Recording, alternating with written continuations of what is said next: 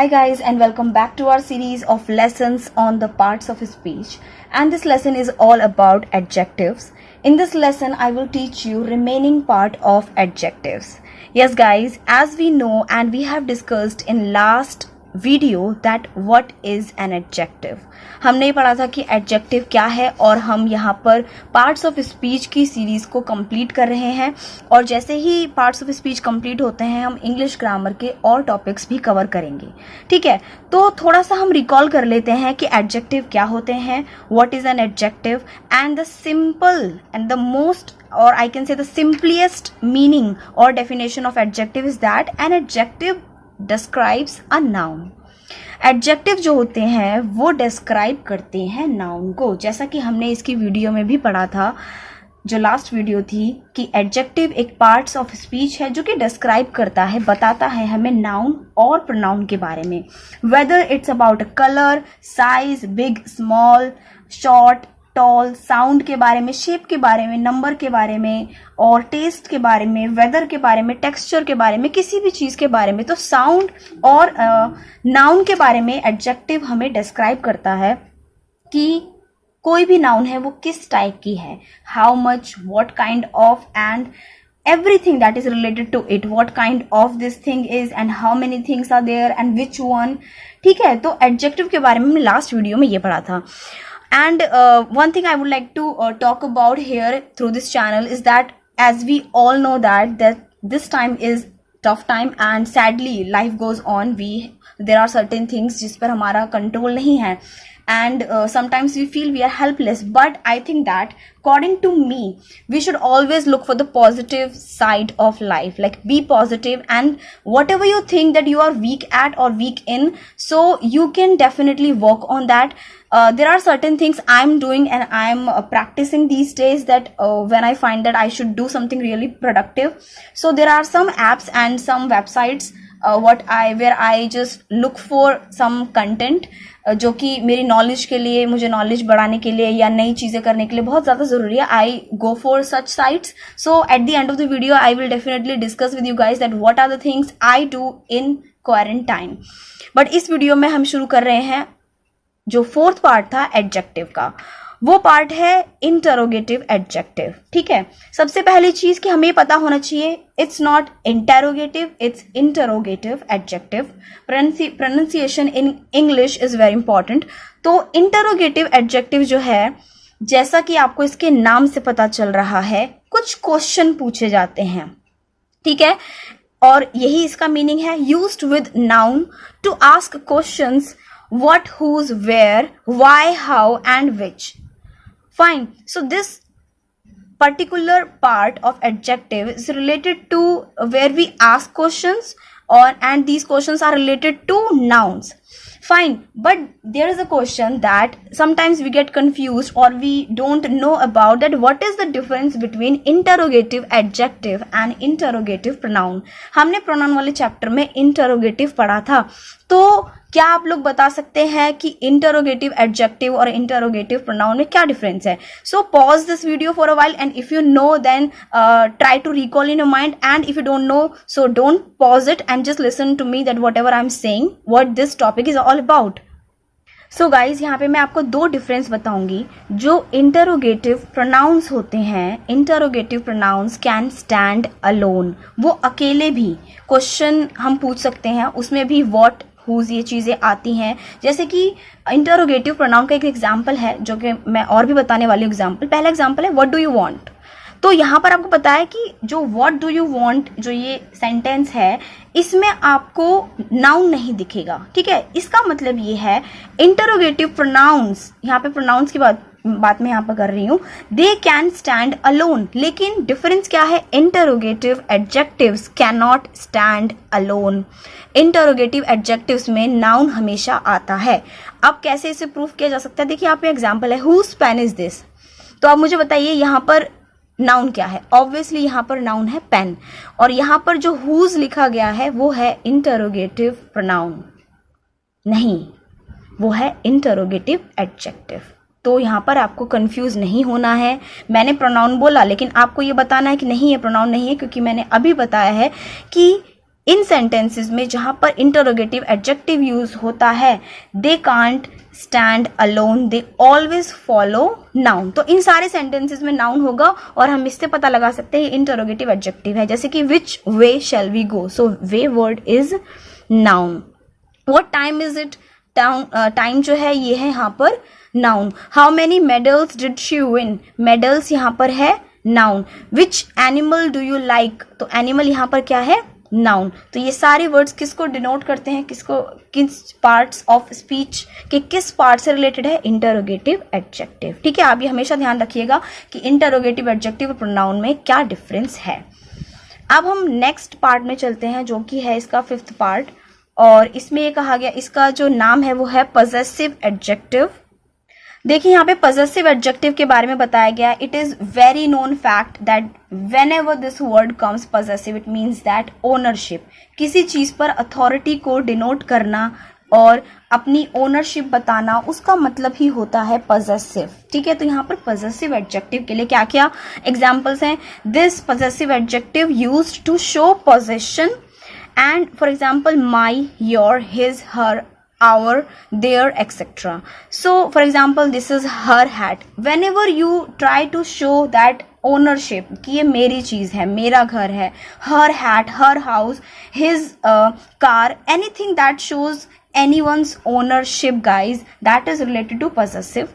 ठीक है, यहाँ पे लिखा गया this is her hat, तो ये उसकी hat है। their parents came to my house yesterday, तो माई यहाँ पर और देयर यहाँ पर पॉजेसिव को शो कर रहा है, possession. We begin our work at noon, this is his car, ये उसकी कार है। Her dog is small, their car is slow.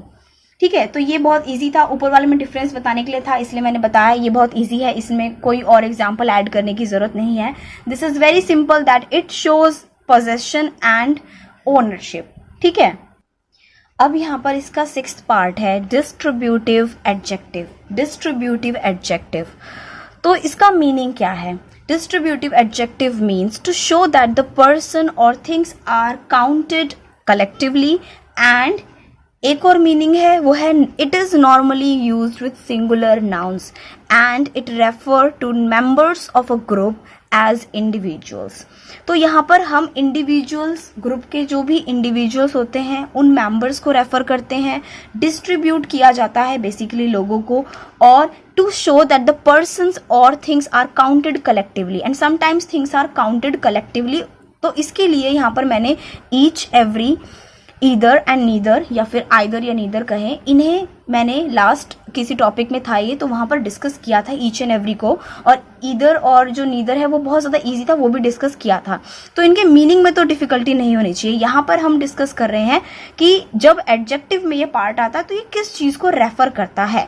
ठीक है, यहाँ पर ये लाइन लिखी गई है normally used with singular nouns. ये लाइन मैंने यहाँ पर इसलिए लिखी क्योंकि यही इंपॉर्टेंट चीज है डिस्कस करने के लिए। डिस्कस करने के लिए कैसे, यहाँ पे बोला गया है कि नॉर्मली हम इन्हें सिंगुलर नाउन्स के साथ यूज करते हैं।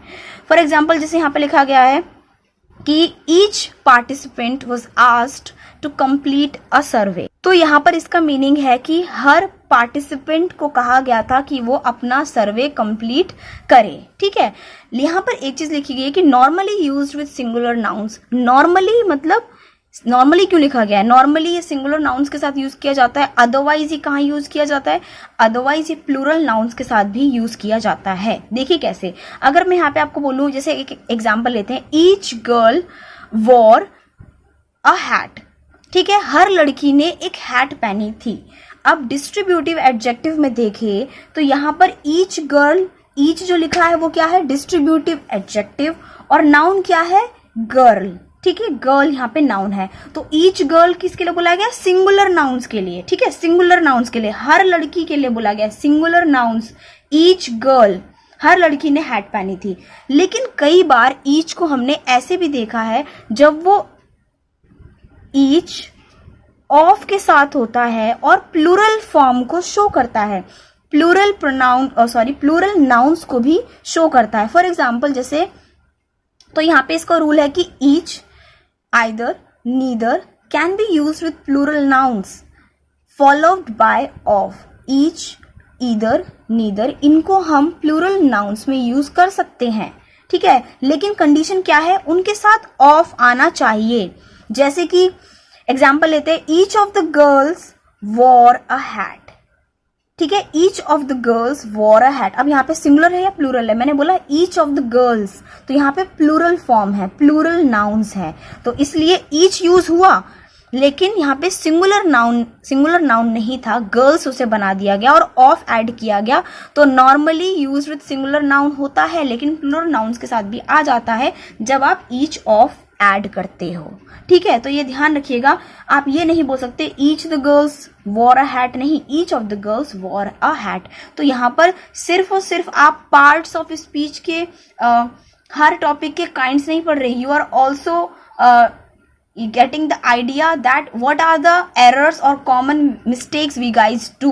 ठीक है, और राइटिंग सेक्शन में this is very important that you must be clear, you must clear that whatever you are writing, that should be, I think that should be grammatically correct, and try to make your sentences according grammar. देखिए यहाँ पे इसका next example है, either you or I have to fetch him from school, या तो तुम्हें या मुझे उसे स्कूल से लेकर आना है। ठीक है, इसका एक एग्जाम्पल दिया गया, हमें इसके एग्जाम्पल आते हैं, ईदर और कैसे यूज किया जाता है। Neither blame is true, neither means होता है मतलब नो को शो करता है, नो को रेफर करता है। नीदर ब्लेम इज ट्रू मतलब कोई भी ब्लेम जो किया गया है वो ट्रू नहीं है, वो सच नहीं है। Every student must obey the rules, her student को रूल्स ओबे करने चाहिए, नियम का पालन करना चाहिए। जैसे क्वारंटीन में कहा गया है कि बाहर मत निकलिए, बी सेफ एट होम, तो हमें उसका पालन करना चाहिए इससे पहले कि हम बाहर निकलने लायक ही ना रहें। ठीक है, तो काफी सारे लोगों को लग रहा है कि नहीं अपने एरिया में हम घूम सकते हैं, तो ऐसा नहीं है। Every student must obey the rules, every citizen must obey the rules what government suggested us to do. ठीक है, नेक्स्ट एग्जाम्पल हम लेते हैं, यहाँ पर है एग्जाम्पल नहीं सॉरी पार्ट है और लास्ट पार्ट है इसका, ये है कंपाउंड एडजेक्टिव, और बहुत ही ज्यादा इंटरेस्टिंग है, बहुत मजा आता है इसे पढ़ने में। आई मीन काफी सारी चीजें रिपीट हो जाती हैं, इंटरोगेटिव, ये सारी चीजें। कंपाउंड एडजेक्टिव थोड़ा अलग है, और ठीक है यहाँ पे पढ़ते हैं कि क्या है।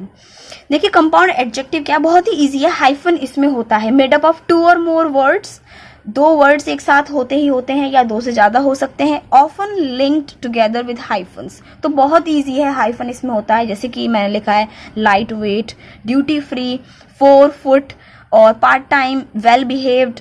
ठीक है, लेकिन बहुत ही इंपॉर्टेंट चीज ये है सोचने की कि अगर हाइफन लगा है और हाइफन नहीं है, so it totally changes it's meaning. ठीक है, बहुत मीनिंग में चेंज आ जाता है अगर आप हाइफन लगाते हैं या नहीं लगाते। जैसे कि we have to be open minded about things, हमें चीजों को लेकर बहुत ओपन माइंडेड होना चाहिए। ठीक है, ओपन माइंडेड होने का मतलब ये है कि ज्यादा चीजों को क्रिटिसाइज ना करें, जो चीजें हमारे लिए प्रोडक्टिव हैं, बेनिफिशियल है, उनके लिए ज्यादा ना सोचें, ओपन माइंडेड हो, सबके लिए बहुत ज्यादा जरूरी है ओपन माइंडेड होना। ठीक है, we have to be open minded about things. तो यहाँ पे जो हाइफन लगा के हमने 2 वर्ड्स को यूज किया है, ओपन माइंडेड, तो ये वर्ड है कंपाउंड एडजेक्टिव। ठीक है, और एग्जाम्पल देखते हैं जो मैंने कहा कि डिफरेंस आ जाता है अगर आप हाइफन लगाते हैं या नहीं। जैसे कि आपको यहाँ पर 2 एग्जाम्पल दिख रहे हैं, I saw a man eating alligator and I saw a man eating alligator. दोनों सेंटेंसेस को देखा ना जाए और सिर्फ सुना जाए तो सेम लग रहे हैं, I saw a man eating alligator. फिर मैंने एक और सेंटेंस बोला I saw a man eating alligator, तो डिफरेंस क्या है, हाइफन लगा है। ठीक है, डिफरेंस क्या है, इसमें जो कंपाउंड एडजेक्टिव है वो ये बता रहा है कि a compound adjective is an adjective that contains 2 or more words joined by a hyphen. तो हाँ है 2 वर्ड्स को ज्वाइन किया गया है, हाइफन भी लगा है, and they appear before a noun. ठीक है, नाउन से पहले भी है, ये भी चीज ठीक है, and act as a single idea that describes something. ठीक है, तो अब यहाँ पर हम ये बोल सकते हैं कि ये सिंपली कंपाउंड एडजेक्टिव है, नाउन से पहले है, कुछ आइडिया डिस्क्राइब कर रहा है, मतलब ये बता रहा है कि मैंने क्या देखा, I saw a man eating alligator, ऐसा एलिगेटर देखा जो लोगों को खा जाता है। ठीक है, मैन ईटिंग। लेकिन दूसरा सेंटेंस देखें, I saw a man eating alligator. ठीक है, इसका मतलब क्या है, मैंने इसका मीनिंग ये बता रहे हैं, यहाँ पे हाइफन नहीं लगा तो मीनिंग चेंज हो गया। मीनिंग ये चेंज हो गया कि मैंने क्या देखा कि एक आदमी एलिगेटर को खा रहा है।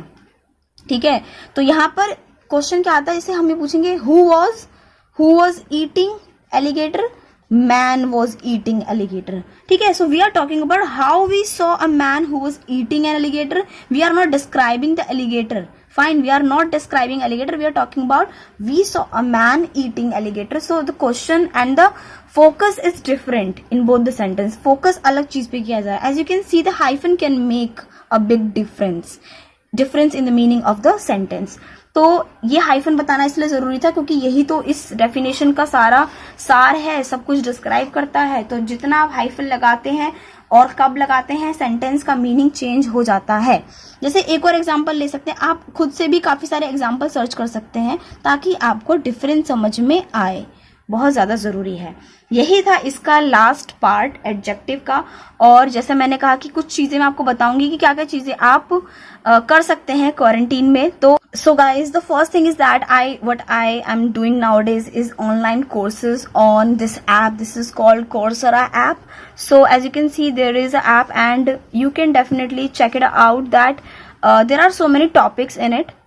There are so many topics and the best thing about this app that this app is so easy to use. You have multiple topics to read about, to get knowledge. For example, I am reading art and humanities and something related to health and philosophy, psychology, because this is related to my field. And you can definitely check this app for communication skills and personality development. I think that quarantine time is best to utilize for such things.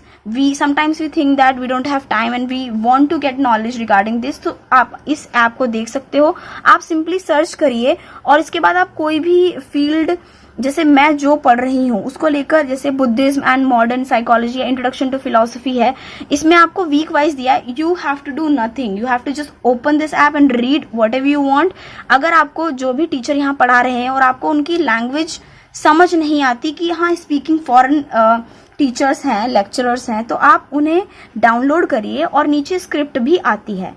तो आपको अच्छी quality का content मिलेगा. एक तो ये चीज है यहाँ पर. एक चीज और, इंग्लिश ग्रामर से रिलेटेड यहाँ पर एक ऐप है, that is MacTab. I don't know the exact pronunciation but कुछ इसी टाइप का ऐप है. अगर आप इसे डाउनलोड करते हैं तो आप यहाँ पर वर्ड मीनिंग्स के लिए इजीली पिक्चर्स भी आपको मिलती हैं. I mean this is the best thing about it. अगर मैं कोई भी इसमें वर्ड टाइप करूं, तो जैसे कि मैंने कोई वर्ड टाइप किया स्टैंड और स्टे, तो आपको इसमें उस वर्ड की इमेज भी आएगी. इमेज डिक्शनरी है किड्स के लिए या सभी के लिए, बहुत ज्यादा अच्छा है. प्रोनाउंसिएशन के लिए यहाँ पे साउंड भी है, सेंटेंस भी दिया जाता है. अगर आप व्यू मोर करें तो और भी चीजें हैं, सिनोनिम्स, एंटोनिम्स, हिंदी में मीनिंग, इंग्लिश में मीनिंग. तो आप इस ऐप को जरूर देखिएगा. देखिए, सबसे ज्यादा इंपॉर्टेंट चीज क्या है कि हम सब जानते हैं कि ये टाइम, जानते हैं कि ये टाइम बहुत ज्यादा टफ है, but nothing is easy in life and life just goes on. तो सबसे बढ़िया चीज ये है कि आप उसे अच्छे से यूटिलाइज करिए. जो भी चीज आपको लगती थी कि आपके लिए टफ है, आप उसे पढ़कर, उसे समझकर, उसकी प्रैक्टिस करके इजी बनाइए और नई चीजों को अडॉप्ट करिए. हेल्दी हैबिट्स को अडॉप्ट करिए. ये नहीं कि क्वारंटीन है तो आप लगातार कुकिंग करे जा रहे हैं और उसके बाद after quarantine you are joining gym and something else. This is kind of tip कि हाँ, मैंने भी हैबिट्स में पढ़ा था कि never change your habits, time चाहे कोई भी चल रहा है. तो मैं यही कहूंगी, आप ऐसी ही वीडियोस देखिए, इस चैनल की नहीं, कहीं भी देखिए, जो भी अच्छी लगती है. यहाँ अच्छी लगती है यहाँ देखिए, कहीं भी अच्छी लगती है देखिए, डाउनलोड करिए, बार बार रिपीट उन्हें पढ़िए. जो अच्छी चीज कोई सजेशन दे रहा है उसे अडॉप्ट करिए और सभी फील्ड की नॉलेज रखिए. देखिए, एक इंटेलेक्चुअल की डेफिनेशन, मुझे ऐसा लगता है, सबका ओपिनियन ये नहीं हो सकता कि जो हर फील्ड में कुछ ना कुछ उसे पता हो. Nobody is perfect, I know that, but अगर आपके पास ये टाइम है तो आप ज्यादा से ज्यादा नॉलेज गेन करिए. I think this is the best solution for quarantine कि आप अपने टाइम को यूटिलाइज करिए. And watch these videos. If you like these videos, share with your friends and like and comment me down what are the topics you are looking forward in upcoming videos. एक किसी ने comment किया था clauses पे बनाइए, वो आएगा, definitely आएगा. पार्ट्स ऑफ स्पीच जब कंप्लीट होगा तो मैं रैंडम टॉपिक्स में भी बनाऊंगी, जैसे कि आप कंटिन्यू कमेंट कर रहे हैं. So thank you so much for watching this video and keep sharing our videos and please like our video.